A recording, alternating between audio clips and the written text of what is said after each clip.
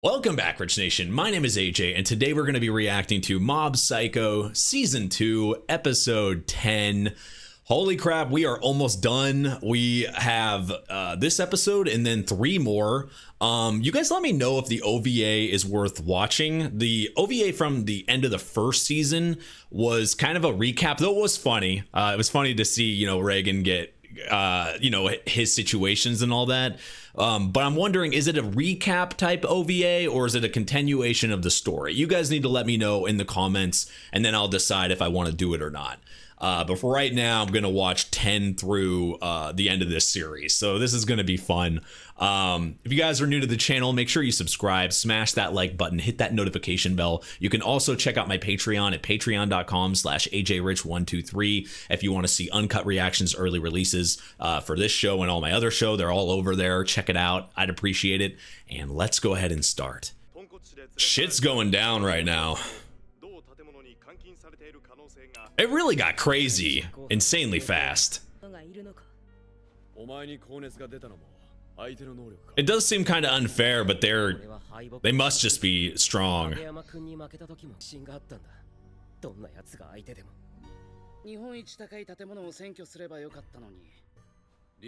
They have a collection of a ton of powerful people. Oh, he's going to be able to maneuver around really easily if you already know the area.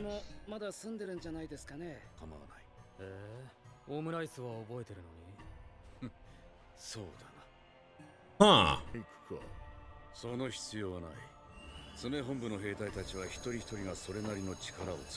It seemed like there was not that many people with like psychic abilities or anything, and then there's a shit ton of espers everywhere. But they're the artificial ones they were creating. Holy hell. I think it's kind of obvious. They're glowing fucking red. So this is how you take a town.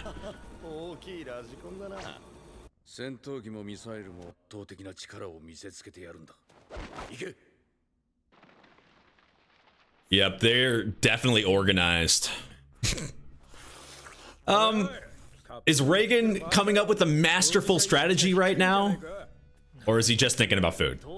Compared to what they have, without Mob, they're in trouble.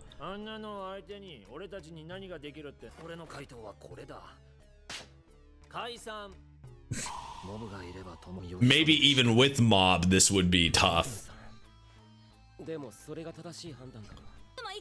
The problem is if you just run in, you're gonna get defeated easily.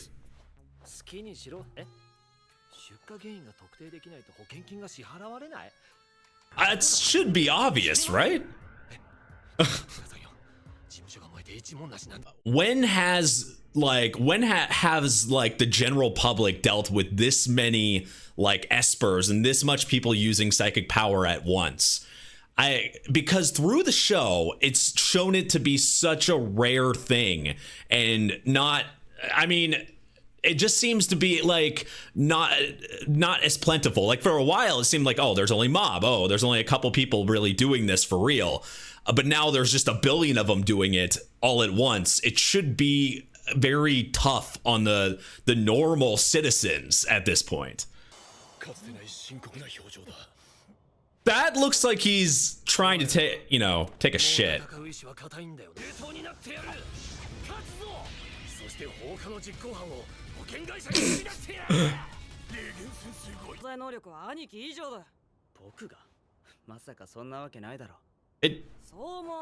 Why does he think that?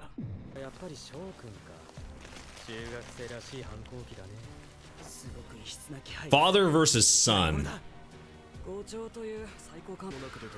So they're like, the Ultimate 5 is like their strongest 5 members.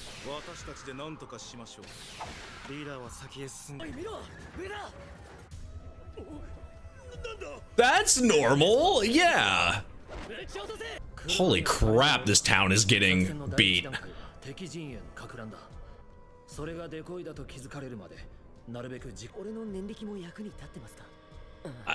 Is it? That's what I was assuming.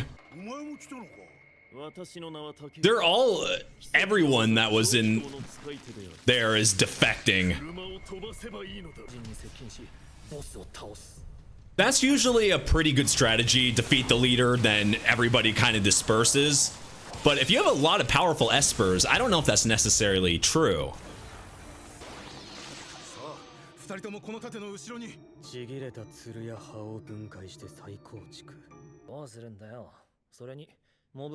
Without mob, they really shouldn't be doing a full-out attack.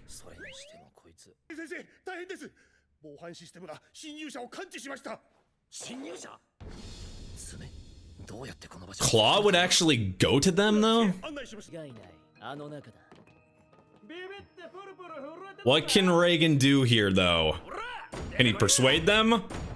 Maybe Dimple can, like, put himself inside one of them and then fight them?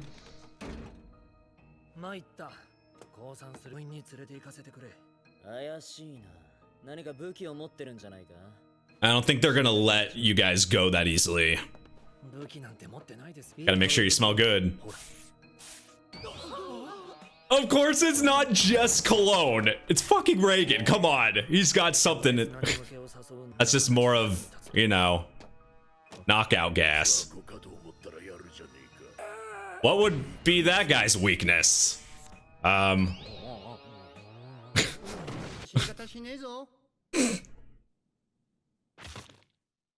He is, it looked like that guy was still awake, but, I like how sometimes Reagan calls something a curse, or there's items they say, oh, this was cursed or whatever, but in reality, it's kind of like a regular item. You could put something that'll knock somebody out. So is it really a curse? You could say it's a man-made curse, I guess, technically.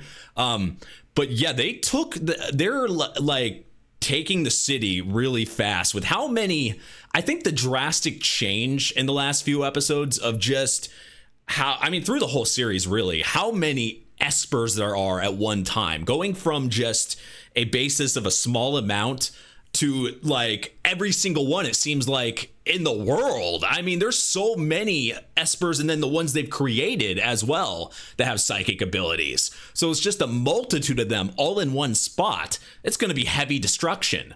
But like they said, if you end up taking down the boss, usually that can help people scatter, and it could fix the problem. You find them, you defeat him, then people get scared, they don't have a leader anymore, and then it's done and over. So usually that's how it works out. So hopefully they can find the leader first.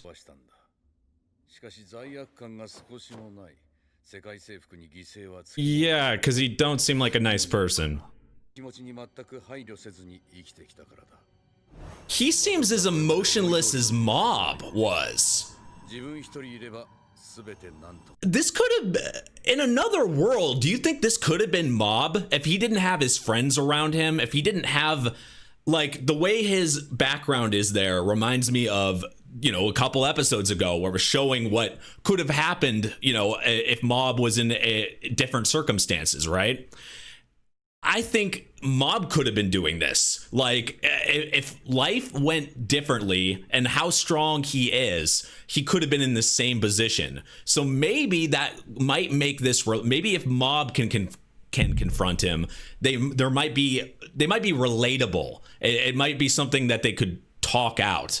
It's that's interesting that they showed that there. The way he's looking, facial expression, the way he's acting, talking, emotionless. I didn't even think about that possibility, but yeah, that's very similar.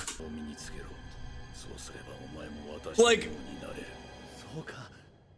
see, the thing is, he's saying a compliment, but because he's so emotionless, you can't tell.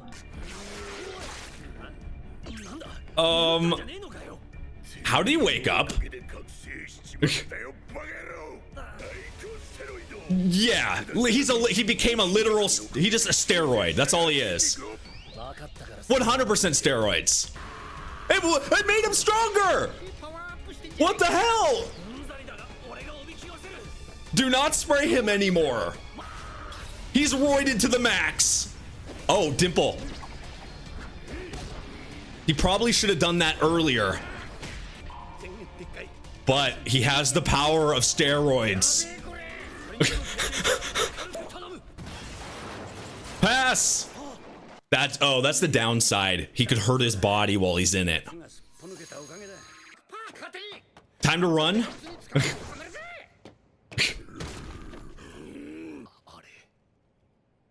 Probably not, but as long as you can protect Mob's body. And this kid is worried about his phone games. Look, you're gonna get your rolls, man. It'll be okay. Everybody's just living life, not even realizing what's happening. Ooh, that's what he was doing. Of course, there's a traitor. It's hard to actually, you know, trust them. It's hard to blend in with those cheeks, though. He's gonna Hulk smash all you guys. Run. He's pretty much a dummy at this point. Protect Mob's body. Ooh. Oh shit.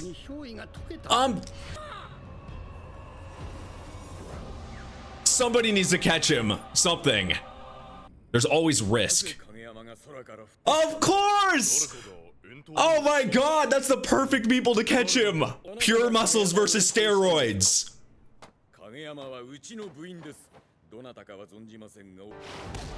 The issue is, this guy's on another level.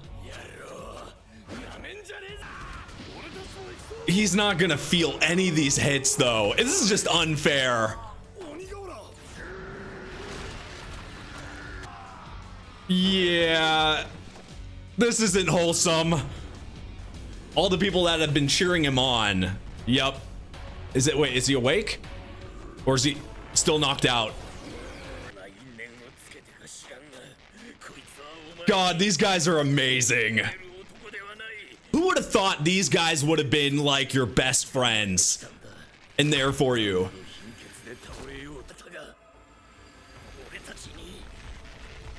Did he sneak in some roids for a special occasion? Oh, or he's just using the power of friendship. Holy hell! Maybe he hit puberty. Holy, oh, Dimple. Is he like using all the power he has within him or something? But will those muscles stay? Or will he be stuck looking like the Hulk? And that's body improvement smash. He just kicked their ass. I just thought he, you know, stuck himself with some roids real quick. Instant. Oh no. He's like an undead, man. He keeps getting back up.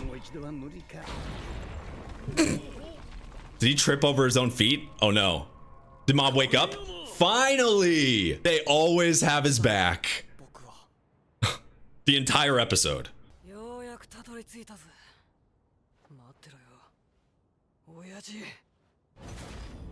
You know, it's really funny. This all came full circle here. It's kind of insane that I think about it. When I first started this series, I was like, when I saw the Body Improvement Club, I always think it's funny. Ever since I watched like JoJo and shows like that, where these guys are like 15, 16, and they're like, they look like they're in their mid-20s, but it's just a drawing style, right? But I love to joke on it because it's just funny. But I said something about it and I just kind of laughed about them. And I was wondering, you guys in the comments kept backing them up and kept saying, don't talk, you know, talk bad about the Body Improvement Club. And I was wondering, like, why are you, like, I remember the first episode, I'm like, these guys are probably going to be extras. Like, why are you guys talking good about these guys? And then they ended up being like an actual like supporting characters in the show, and then having a moment like this.